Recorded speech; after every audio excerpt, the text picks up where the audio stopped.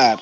Os nossos trabalhos vamos fazer aquilo no, como é que se diz, no Glog Meeting ou como é que vai ser? Os trabalhos para vocês entregarem? Sim. Ainda não sei. Deixa eu primeiro ver isso com a parte acadêmica, que eu não, a princípio não fiz nada porque ah, eu tinha entendido que haveria uma plataforma, mas agora eu entendi que a plataforma não vai ser para agora. Então talvez eu crie uma plataforma no Google Classroom para vocês, como eu fiz no semestre passado, para que vocês possam me entregar os trabalhos pela plataforma. Porque daí lá eu vou Ok, poder mandar ok. eu não fiz o Google Classroom porque eu achei que poderia ser haver essa questão da plataforma do próprio CDL. Mas como não vai acontecer, então deixa mais para frente a gente ver isso aí. Tá fixe, muito agradecido, professor. Nada, disponha. Aqui está professor. Boa noite. Ô Semba, boa noite, querido. Sim, meu querido. Desculpa, o professor não pode enviar, como fez no ano passado, em PDF, em WhatsApp, e nós imprimimos quase todos os livros e tivemos a matéria conosco. Não se podem facultar da mesma forma? Sim, o que exatamente? Os slides que eu estou usando? Sim, a matéria, sim, sim, sim, sim. Então, eu coloquei já semana passada. A matéria que eu dei, que foi a de Jó, eu já coloquei para vocês a semana passada lá no grupo. Aí você já tem ela. Ok, ok. E eu Tá bem, eu expliquei pedi. na semana passada que conforme eu for dando a matéria, porque o que acontece é que eu tenho várias coisas que eu preparo, mas nem sempre eu consigo dar tudo, por causa do tempo, por causa de várias coisas. Então eu vejo o que realmente eu consegui dar, e aí eu preparo um PDF exatamente daquilo que eu dei e mando para vocês. Mas sempre que eu terminar Amém. um assunto, eu vou mandar para vocês o PDF integral de tudo aquilo que eu falei na sala de aula.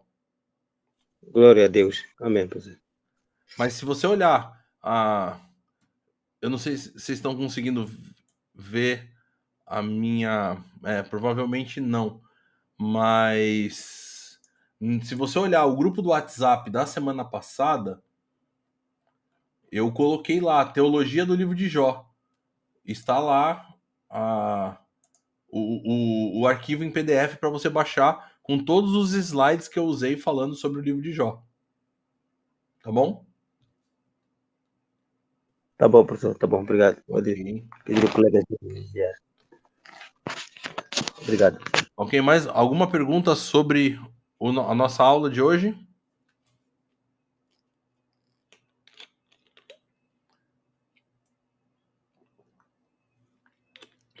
Ok, acho que não. Então vamos dar continuidade aqui e terminarmos aqui então o livro de Jó. Vou compartilhar com vocês aqui a minha tela.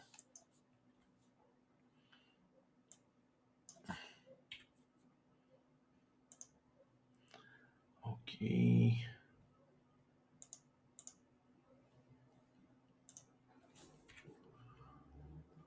Compartilhar. Tela cheia.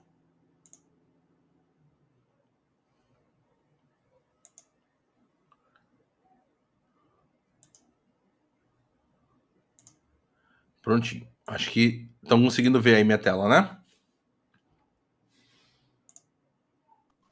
Sim, estamos a ver. Ok, beleza então.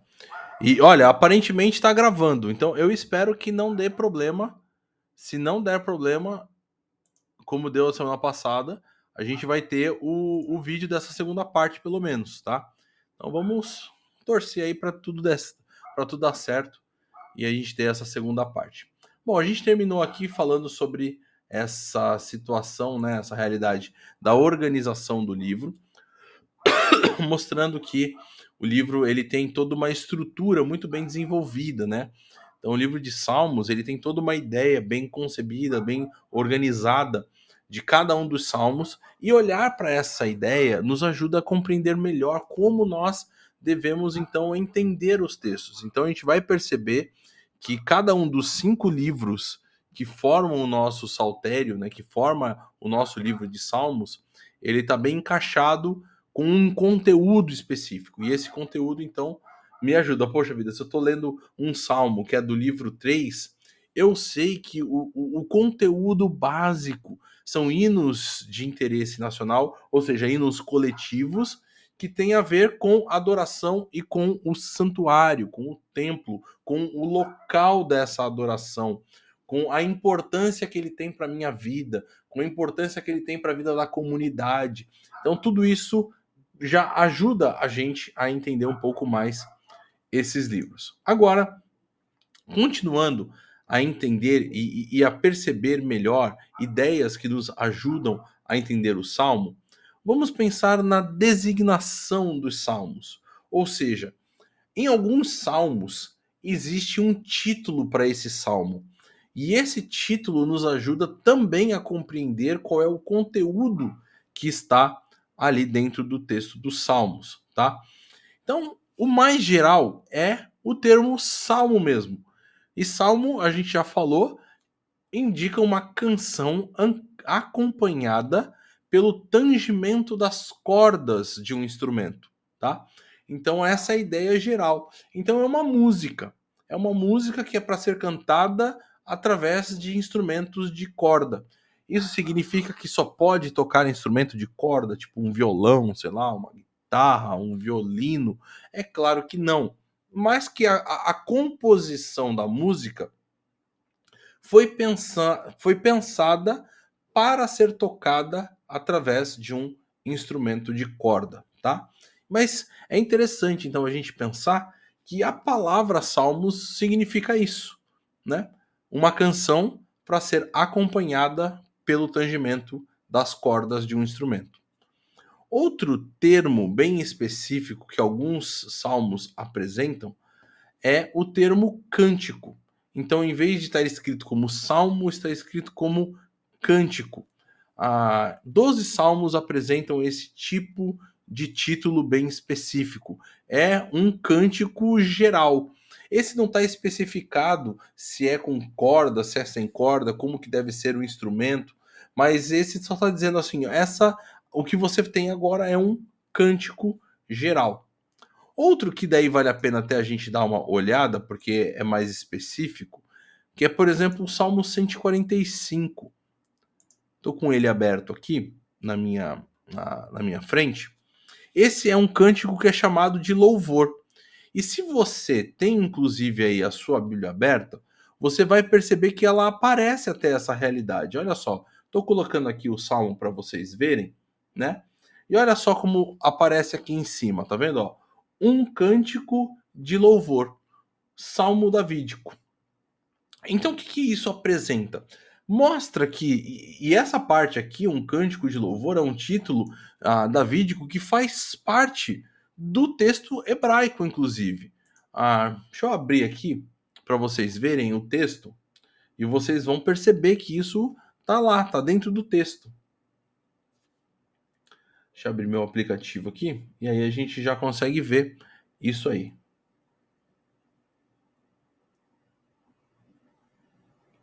Será que. Ok, agora abriu. Às vezes ele tem que fazer alguma atualização e aí demora um pouco mais.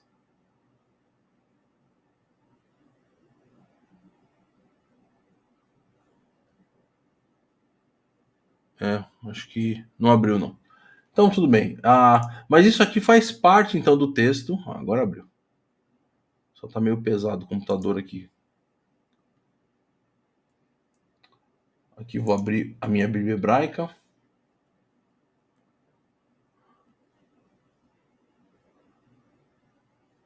E vamos colocar aqui, ó, Salmo 145. Aqui o Salmo 145. E aqui, bem no comecinho, você tem aqui essas expressões, né? Aqui, ó. Terrilá, ou seja, louvor, Le David. Então, um salmo de louvor de Davi, tá? Então você tem essa expressão bem nítida. É um salmo de louvor composto por Davi.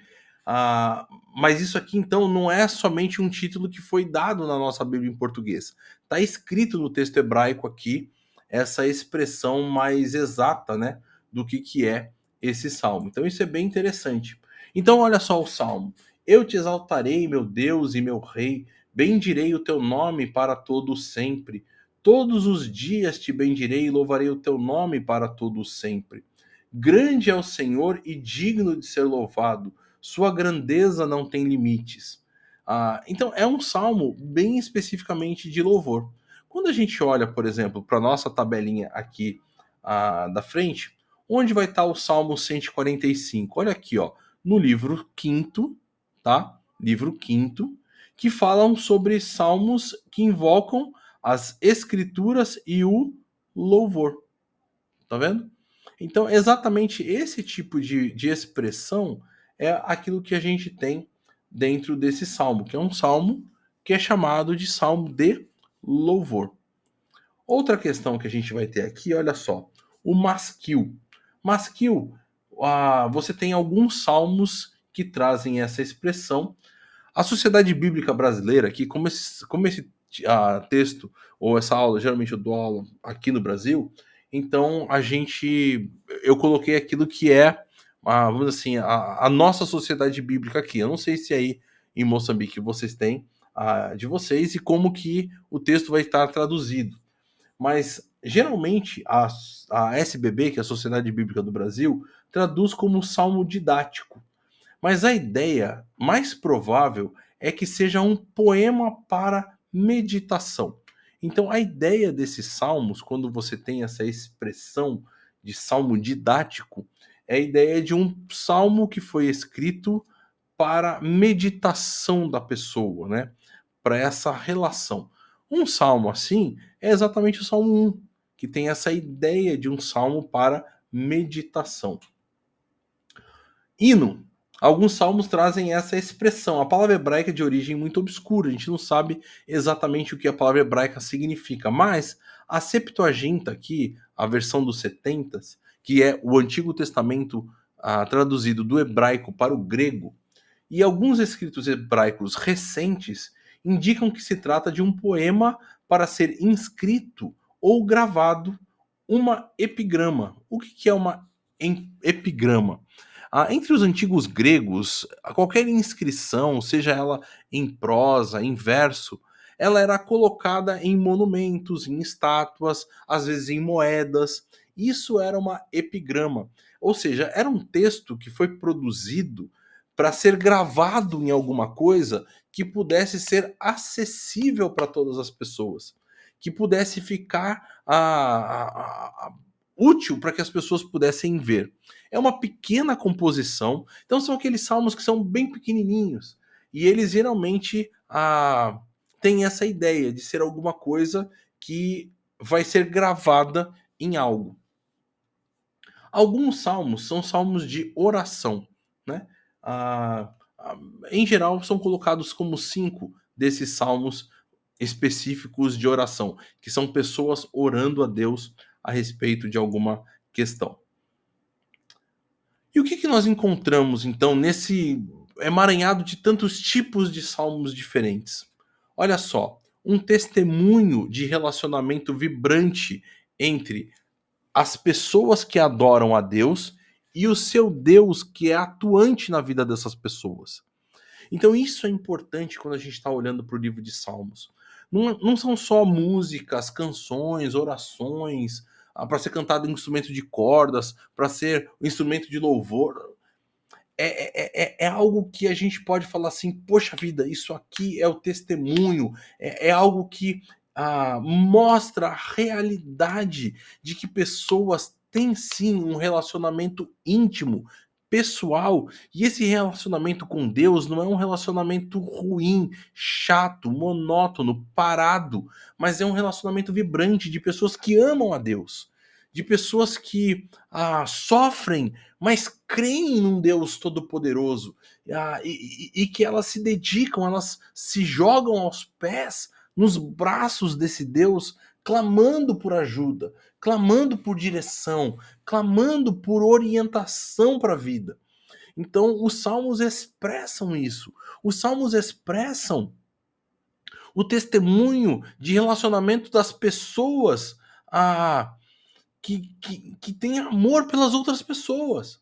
que querem, por isso que eu falo assim, nossa, como é importante estar aqui na casa de Deus, a comunhão com os meus irmãos, quão bom e quão agradável é o relacionamento que nós temos. Então, é algo vibrante, é algo importante para a vida delas. É algo que marca a presença delas no dia a dia. E isso muitas vezes não é, vamos dizer assim, relacionado com a cultura. Eu agora, eu vou colocar aqui algo da minha experiência, tá? Espero que vocês entendam isso. Vou dizer isso com o coração bem aberto, bem claro com vocês, bem franco. Acho que uma das vezes que eu mais experimentei algo desse tipo foi quando eu fiquei ali aqueles 30 e poucos dias na cidade da Beira. Por quê? Aí em Moçambique. Porque a única vez que foi algo mais ou menos parecido com o que eu experimentei aí junto de vocês foi quando eu estive em aldeias indígenas aqui no Brasil também. Por quê? Porque eu venho de uma relação, vamos dizer assim, né, de igrejas bastante tradicionais. Hoje eu não estou mais numa igreja tão tradicional assim. A minha igreja hoje é bem mais contemporânea. Mas eu nasci e fui criado numa igreja bastante tradicional, uma igreja batista bastante tradicional, onde não podia vários tipos de instrumentos musicais. Você tinha toda uma situação para ir na igreja, né? O pastor só usava terno e gravata. Então, assim, uma coisa bem forte. E me impactou muito quando em 2012 eu junto com a minha esposa fomos a Moçambique e fomos na segunda igreja batista da Beira, foi a igreja onde a gente ficou ali juntos e trabalhamos, e vimos um louvor, né, um momento de cânticos tão alegre, tão cheio de dança, cheio de emoção, cheio de algo vivo, né, um louvor que era vibrante. Ah, porque aqui, né, geralmente o que, que você tinha? Você tinha aquele órgão sendo tocado, né? E as pessoas cantavam com muita frieza, né? Como se aquilo não fosse algo vivo, de algo da experiência de um relacionamento íntimo com Deus. E às vezes era cantado sobre alegria, mas a expressão do rosto das pessoas não era uma expressão de alegria. Parece que era uma expressão de um fardo, de algo pesado. Então eu aprendi muito com os irmãos moçambicanos ali da cidade da Beira. Eu nem sei se tem algum de vocês aí que é de lá, né? Ou se vocês são mais aí da região de Maputo mesmo. Ah, mas quando eu estive ali e eu pude visitar o Dondo, pude visitar em Aruxonga, pude visitar ali algumas regiões onde nós pudemos ir, regiões até com bastante carência assim, né, de infraestrutura. Pude pregar ali e ter momentos de comunhão em lugares bem modestos, bem simples, né?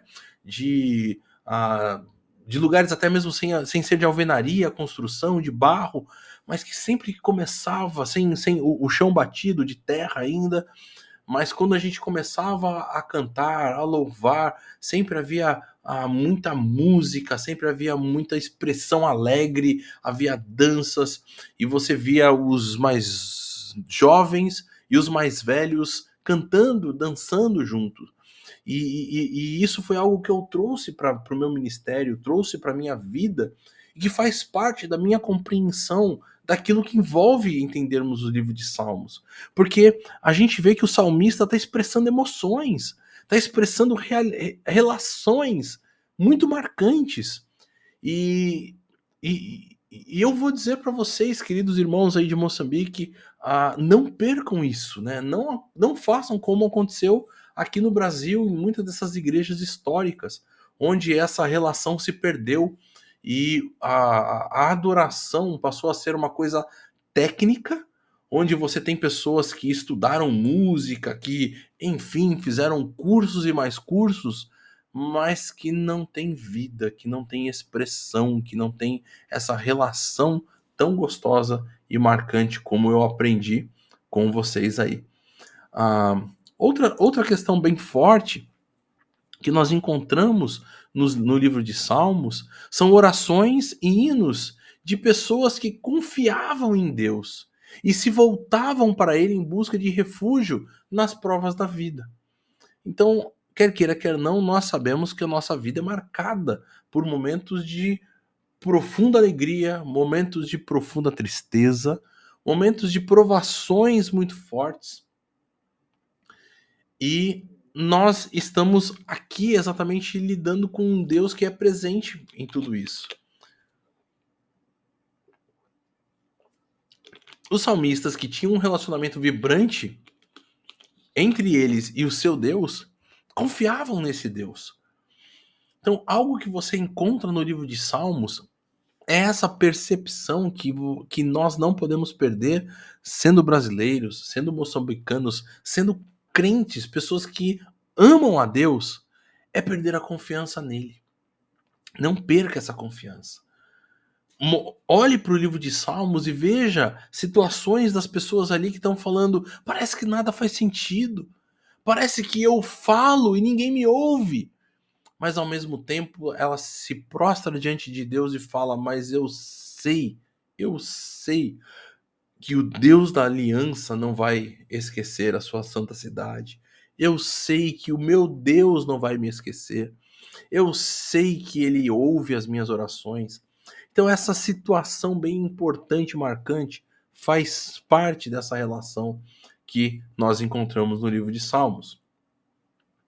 Outra coisa importante é que a revelação de Deus, mediada pelas orações e hinos dos fiéis, de sua soberania, afirmada e ansiada em meio aos desafios da vida.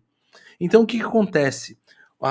O povo não esquecia a aliança.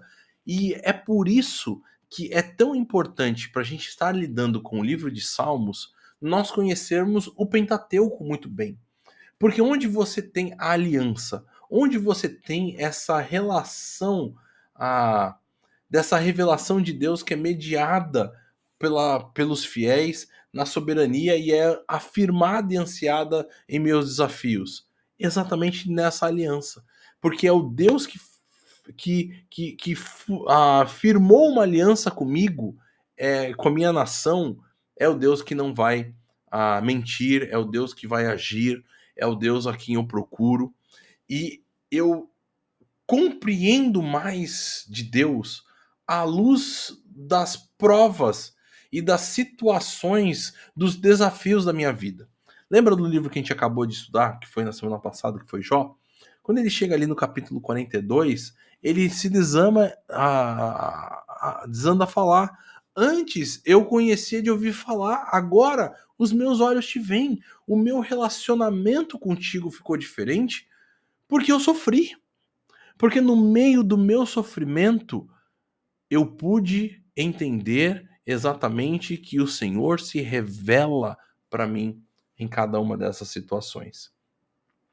Então, nós encontramos essa revelação de Deus que é passada, que é transmitida e que é mediada pelas essas orações, por essas pessoas em angústia que oram e falam, mas eu sei que o Senhor é a minha rocha e o meu escudo, porque eu sei que o meu Redentor vive, porque o meu Deus é o Deus que vai me libertar. Então, no meio dessa tristeza e do sofrimento, há também essa revelação de Deus dentro dos seus atributos e dentro da sua majestade como governador soberano sobre toda a terra. Continuando mais um pouquinho, a gente tem que parar para pensar um pouquinho sobre isso aqui. Qual é, então, o tema do livro de Salmos? Será que dá para a gente encaixar, ou será que dá para a gente pensar num tema para esse livro?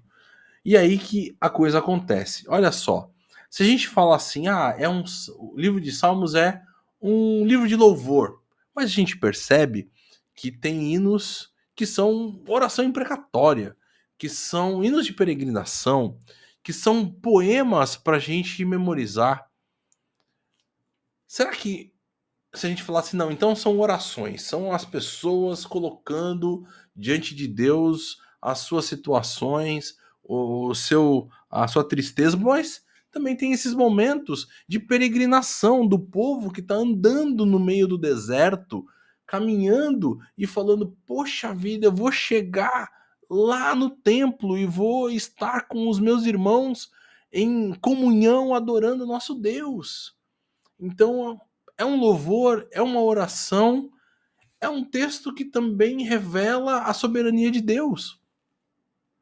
É um texto que mostra um Deus que é governador, que é o rei de toda a terra, que é o criador de todas as coisas. Então, o que a gente vai fazer? A gente vai perceber que a gente pode pegar todas essas ideias e reunir numa única proposição seria impossível, mas a gente tem que estar com elas todas em mente enquanto estamos estudando o livro de Salmos. Perceber que há muitas nuances e muitas realidades e todas elas fazem parte do livro de Salmos. Então, como é que a gente pode entender de forma mais objetiva a nossa função como como intérpretes, né? Como pessoas que estão olhando para o texto, querendo entender o texto e aplicar o texto de forma correta para a vida e para o ministério dentro do livro de Salmos. Olha só, existem vários métodos que já foram usados ao longo do tempo para poder interpretar corretamente o livro de Salmos, tá? O primeiro deles é o método tradicional, que é fazer o quê? Tentar encaixar. Lembra aquelas 4 perguntas que eu falei para vocês? Exatamente é tentar fazer isso. É tentar pensar em quem escreveu, para quem escreveu, quando escreveu e qual é a razão, qual o motivo, qual é o porquê dele ter escrito esse texto. Mas nós já vimos que nem sempre dá para usar esse método, porque 1/3 de todo o livro de Salmos é anônimo. A gente não sabe quem, quando, nem para quem ele escreveu. Então, o método tradicional, apesar de ser bom, ele não funciona para todo o texto. Ele não funciona todo o tempo em que nós estamos trabalhando com o livro de Salmos. Por causa disso, foi inventada uma nova metodologia, que é chamada da metodologia literária analítica. Qual que é a ideia dessa metodologia? É uma análise da linguagem, da forma poética, dos conceitos teológicos, dos incidentes históricos.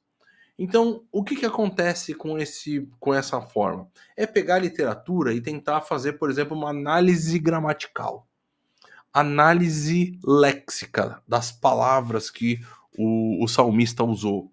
É tentar fazer uma análise exatamente literária dele, simplesmente com uma literatura. Então vamos tentar pegar isso aqui. Bom, esse aqui é um salmo, tá aqui o salmo primeiro. Então vamos pegar aqui questões como, por exemplo, qual é o sujeito, o verbo e o predicado principal. Como é que nós vamos fazer uma análise léxica da palavra, que qual é a palavra X, então qual é o campo semântico para o qual essa palavra tem de opções de tradução, e trabalhar como uma literatura mesmo. Isso não é ruim, e quem aí faz exegese sabe que na exegese a gente faz isso, né? A gente tem que trabalhar com essas questões todas, olhar o texto e fazer essas perguntas, fazer de repente até uma diagramação sintática do texto, para a gente conseguir entender as frases que são subordinadas, né? A oração principal, oração condicional, oração subordinada, e todas essas relações, porque daí a gente vai olhando a literatura e entendendo as relações das palavras com as palavras, das frases com as frases, do texto todo com ele mesmo. E aí a gente consegue falar assim, poxa vida, entendi melhor o texto. Mas essa é uma forma muito fria de fazer. É uma forma que precisa, que tem momentos para ela, mas não creio que ela seja a melhor maneira de trabalhar com todos os salmos. Por causa disso, foi criado algo que, se você já fez, por exemplo, também introdução ao Novo Testamento, ou se você vai fazer ainda, o professor provavelmente vai falar que no Novo Testamento você também tem a crítica da forma. Então, a crítica da forma, ela foi desenvolvida por um alemão chamado Günkel, que ele desenvolveu uma coisa chamada metodologia de Gattung. Gattung é a palavra alemã para tipos. Então, o que acontece? Ele começou a perceber que os salmos, eles têm um tipo bem definido, que ele apresenta uma ocasião comum, um depósito comum de ideias e sentimentos que o autor apresenta, umas formas comuns de expressão dentro dos salmos e temas ou motivos comuns dentro dos salmos. E ele fez classificação desses vários tipos de salmos diferentes que ajudam hoje até mesmo a gente a fazer uma interpretação correta do livro dos salmos. Esse método da crítica da forma, ele engloba todos os outros métodos. Ele pega, por exemplo, do tradicional, de tentar identificar, por exemplo, quem foi, quem escreveu, para quem, quando, como ou por quê. E naqueles salmos que a gente tem tudo isso, a gente aplica isso dentro do tipo. A gente consegue identificar o tipo e, ao mesmo tempo, também o método tradicional. A gente consegue identificar o tipo e também fazer uma análise exegética, literária, analítica do texto. Então é bem interessante essa realidade, porque a crítica da forma talvez seja uma das melhores maneiras da gente olhar os salmos. Outra coisa que foi colocada, ou outro método que foi criado, é aquele chamado de método litúrgico. Ou seja, ele constrói em cima da crítica da forma, mas ele entende o quê? Que o salmo ele deve ser usado somente, ou ele deve ser entendido somente dentro da sua função litúrgica que Israel dava para ele. Então, se esse aqui é um salmo de peregrinação, ele só pode ser cantado por nós se nós estivermos também em peregrinação. Mas é difícil fazer uma ponte da época do povo de Israel que está escrevendo os salmos para nós hoje. Como eu falei, até mesmo porque você tem textos dos salmos sendo escritos por 900 anos. Então é muito complicado a gente construir sempre essa ponte através dessa situação. Bom, existe algum documento judaico que mostra que, por exemplo, o Salmo 50 ele era cantado ou recitado na sinagoga somente no momento que acontecia tal coisa. E aí, então, a gente tentar colocar isso para cá. Porque até mesmo a gente pode acabar caindo no erro de fazer com que a nossa igreja se torne uma sinagoga judaica antiga. E esse não é o propósito principal da gente. Um último tipo, né, de método de interpretação do livro de Salmos que foi criado é chamado de método escatológico messiânico. Qual que é a tentativa aqui? A tentativa é de procurar relacionar ao máximo que pode os salmos com a pessoa de Jesus. Se Jesus fez uma citação do salmo ou se Jesus cumpriu esse salmo em algum momento da vida dele relatado dentro dos evangelhos. Então, basicamente, esse é o trabalho que essas pessoas fazem. E aí, então, elas fazem essa ponte com os salmos naquele texto, como, por exemplo, nós lemos de João capítulo 10, onde Jesus faz uma citação do Salmo 82, mostrando uma realidade. Então, aí essas pessoas vão dizer, então, o Salmo 82 só pode ser interpretado à luz daquela palavra de Jesus. Mas veja que Jesus não fez uma interpretação do Salmo completo. Ele fez uma aplicação daquele salmo para a realidade. E mais ainda, ele mostrou, pessoal, se vocês conhecessem o salmo, vocês não estariam fazendo as acusações que vocês fazem sobre mim. Então, parece que essa não é a melhor das possibilidades da gente interpretar, apesar de que alguns salmos são claramente messiânicos. Falam do rei, falam do seu reinado eterno, falam da casa eterna que o rei, de onde o rei vai governar. Então a gente não tem problema com classificar um salmo como sendo um salmo messiânico, mas ele precisa ser claramente um salmo messiânico. Exemplos disso, vamos pegar aqui o salmo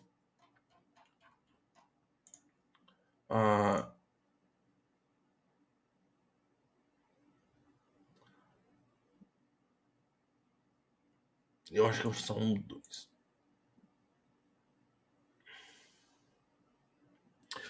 Por exemplo, a gente vê aqui o salmo dizendo, né? Do seu trono nos céus o Senhor põe-se a rir e caçoa deles, em sua ira os repreende, em seu furor os aterroriza. E você tem toda essa relação. Acho que o Salmo 8. Peraí.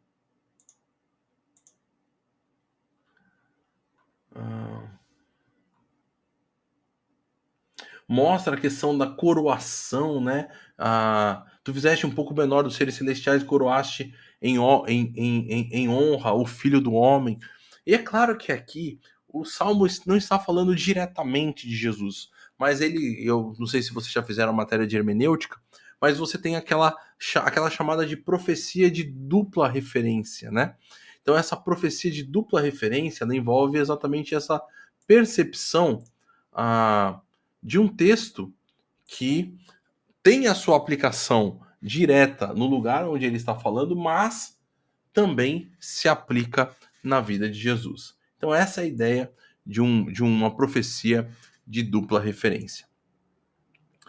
Pessoal, a gente ainda tem bastante coisa para fazer e a gente tem pouco tempo. Pelo que eu estou vendo aqui, só tem mais 12 minutos. Então eu queria aproveitar esse tempo agora com vocês para ver se vocês têm perguntas. Porque se vocês tiverem perguntas, a gente dá um tempo agora para a gente responder essas perguntas, só para a gente não acumular conteúdo. Pode falar, alguém tinha colocado aí que gostaria de falar?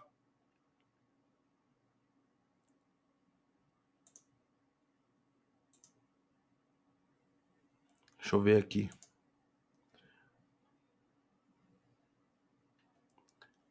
Quem quer fazer uma pergunta?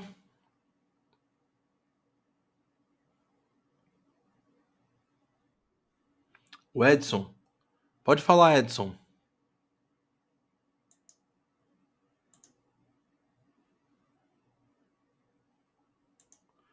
Tem só que abrir o seu microfone.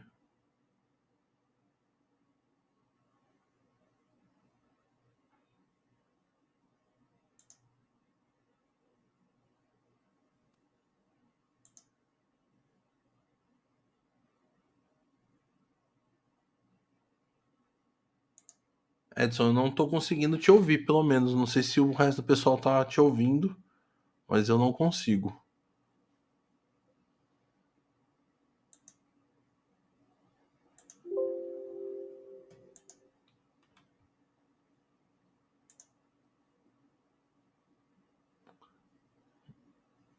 Se você puder, Edson, de repente não colocar no chat a sua pergunta, porque eu realmente não estou conseguindo te ouvir. Ou se algum outro colega aí, algum outro irmão estiver ouvindo a pergunta do Edson, reporta para mim, porque eu realmente não estou conseguindo ouvir.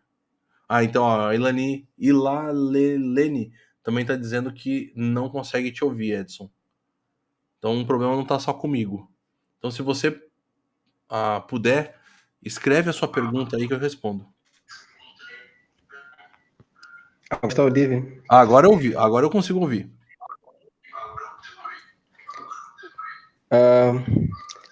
Bom, eu faço parte da Igreja Batista, que é Maputo, que faz parte da mesma convenção da Segunda Igreja Batista da Beira. Legal. Então, a minha dúvida é a seguinte, em relação ao que o professor estava a falar, a questão da adoração no Brasil, em Moçambique, e um pouco em todo o mundo, né? A gente percebe que boa parte das igrejas conservadoras e algumas reformadas seguem um pouco este modelo. E uma das fundamentações, os fundamentos que usam para que não tenham no culto uma bateria, um batuque, ou que não se batam palmas sem a dançar. Uhum. É a ideia segundo a qual no Novo Testamento, nas epístolas paulinas ou gerais, não encontramos nenhuma descrição de que na igreja poderia se bater palmas, cantar e louvar de uma maneira tão fervorosa, posso assim dizer, diferentemente de como se fazia no passado, né? Algo mais silencioso, um pouco mais frio, um pouco mais triste, como o professor estava a dizer. Sim. Então, gostaria de ver um comentário do que o professor tem a dizer, porque também boa parte das pessoas que apoiam a ideia segundo a qual pode-se cantar, pode-se dançar, usam muito a entrada de Davi com a arca, dançando.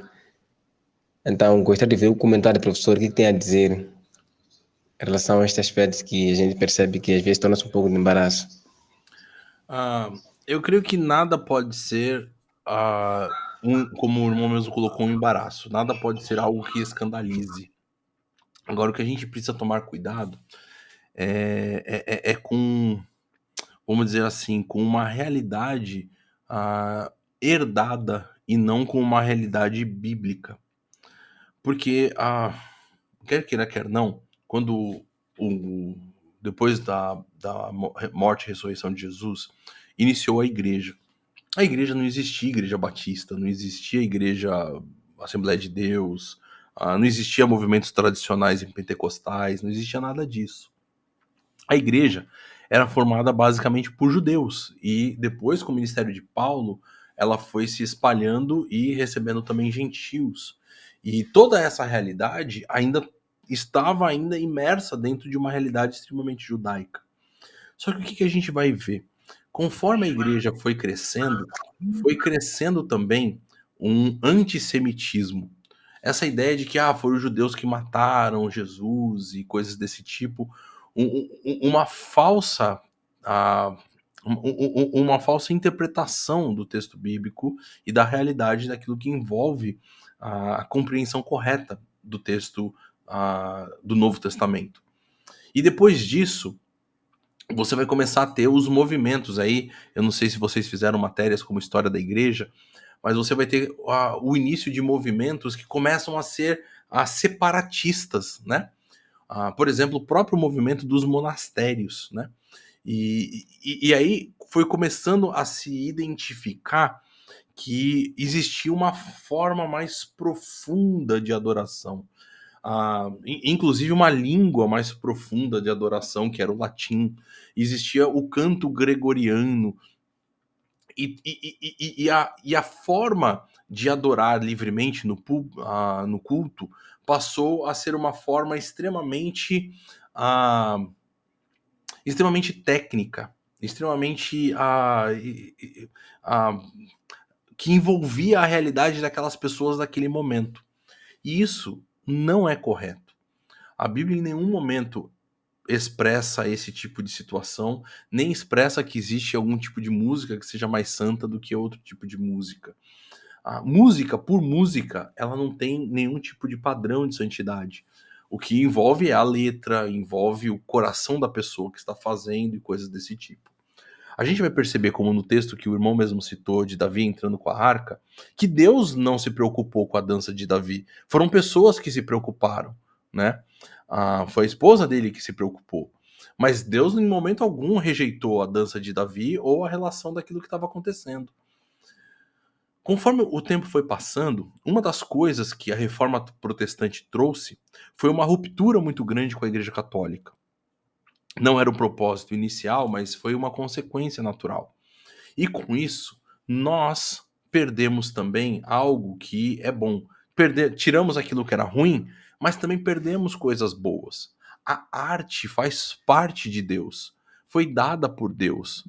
E nós podemos e devemos aproveitar uma boa arte. E arte envolve pintura, dança, música, tudo isso faz parte do campo da arte.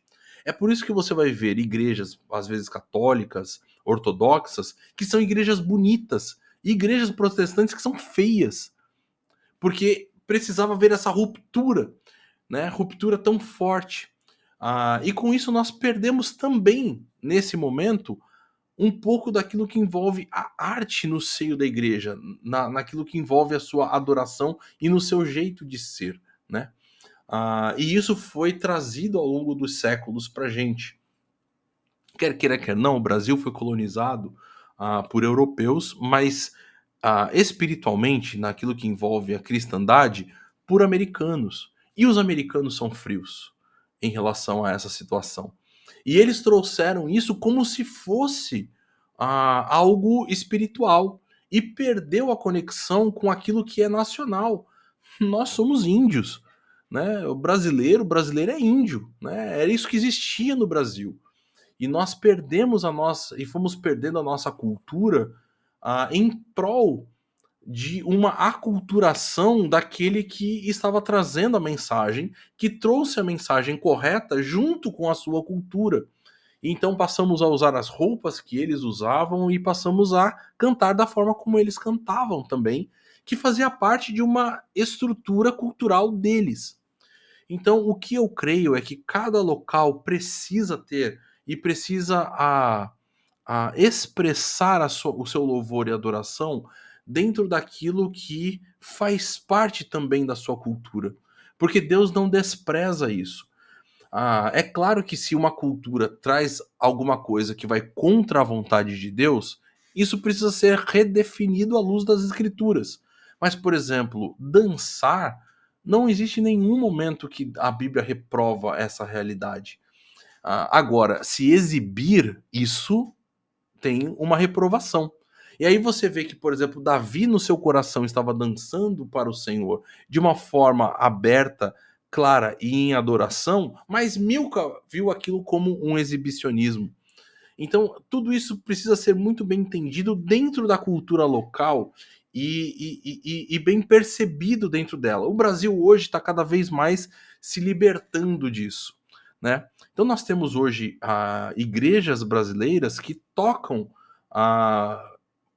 ritmos extremamente brasileiros, desde até mesmo de ritmos como samba, ritmos como o sertanejo, ritmos como os ritmos nordestinos, ritmos gaúchos, que fazem parte da nossa cultura e de quem nós somos, e inclusive ritmos indígenas.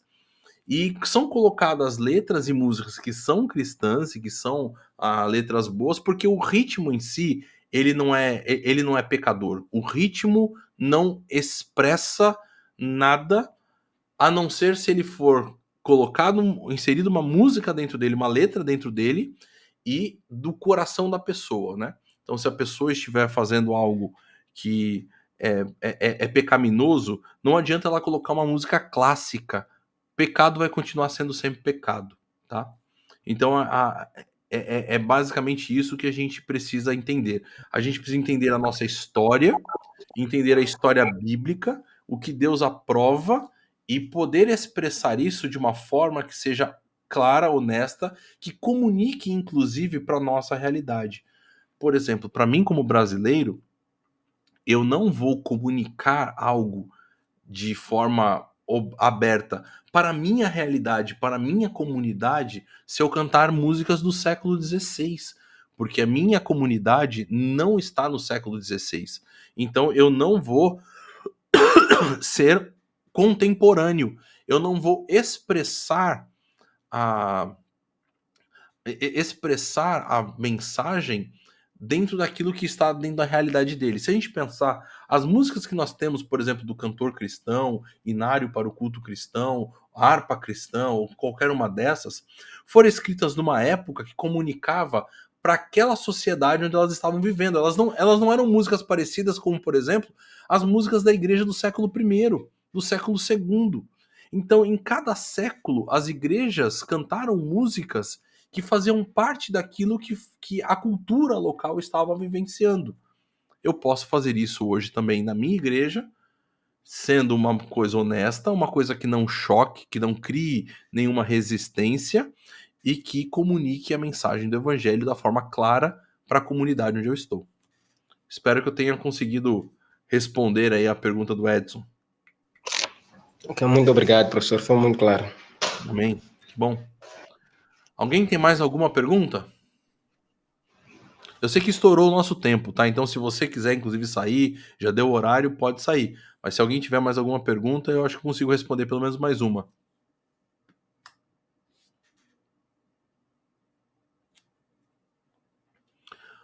Não tendo mais perguntas, então eu vou parar. Aparentemente,